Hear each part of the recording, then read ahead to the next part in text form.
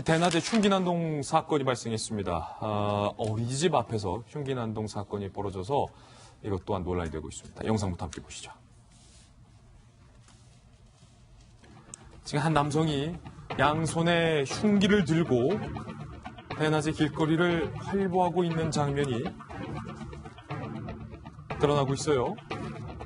자세히 보시면 이 남성의 양손에는 흉기가 들려 있습니다. 이윽고 경찰이 도착을 했고 경찰이 지금 다급하게 범인을 제압하기 위해서 뛰어가서 범인을 제압한 건데 이 남성 도대체 왜 흉기를 들고 어디로 향하고 있었던 걸까요? 사건의 전말 함께 보시죠. 어제 오전 10시 23분 서울의 한 어린이집 앞이에요. 47살의 한모 씨가 흉기 2개를 들고 나타났습니다. 손녀에게 약을 가져다 주고 나오던 65세의 할머니 위모 씨가 지금 폭행을 당했어요. 1차 가격을 한 거예요. 그 흉기범이. 그리고 이후에 마주치던 지나가던 김모 씨 33살의 여성에 대해서 2차 가격을 합니다. 쓰러진 위 씨를 보고 밖으로 나온 어린이집 교사 문모 씨 30살 여성인데 3차 가격을 합니다. 범행 직후 도주한 한 씨는요 1km 떨어진 상왕십리역 인근에서 경찰이 쏜 테이저건을 맞고 검거가 된 상황입니다. 목격자들의 이야기 직접 들어보시죠. 누가 먼저 신고를 해서 달려갔는데 저 사람 그랬고 경찰차가 이 나무 앞에 막 섰어요. 휘두르고 경찰 쪽으로 달려가는 경찰이 우리벌레 3번 모아도 테이저건 쏘고.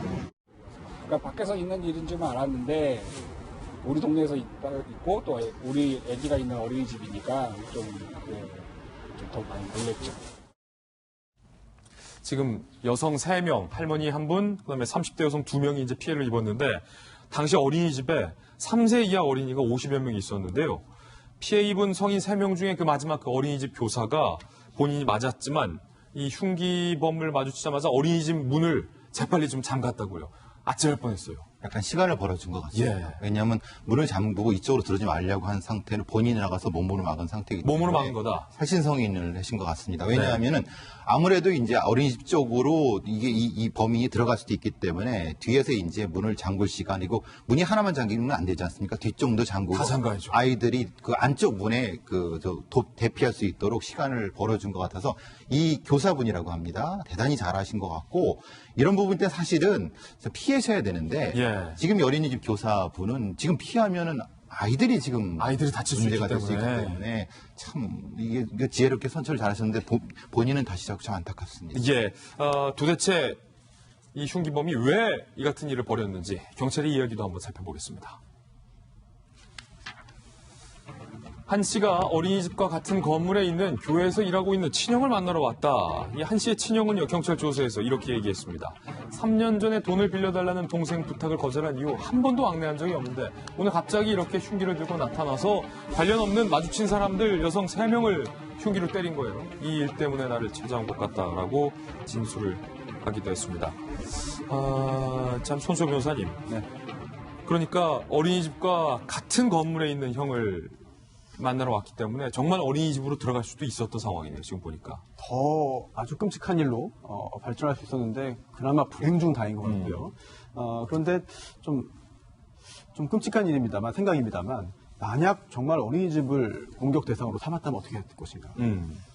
정말 제대로 제어하기 힘든 상황이 발생했을 수가 있어요. 그럼요. 따라서 어린이집이나 학교처럼 이렇게 한 명의 성인에 의해서 큰 피해를 입을 수 있는 그런 그 장소, 그런 그 공간에는 어떻게 하면 이걸 잘 막을 수 있을까? 어떻게 하면 이런 상황에서 빨리 회피할 수 있을 것인가? 이런 좀 연구와 좀 노력이 필요하지 않을까? 그러니까 미국 같은 경우는 총기 사고가 날 때, 총성이 들렸을 때 아이들한테 바로 들어가서 문을 잠그라고 훈련을 시킵니다. 훈련을 평소에. 그러니까 응급 벨이 울리고 요소리가 났을 때 안으로 들어가서 어디 공간에서 문을 잠그세요라고 훈련이 돼 있습니다.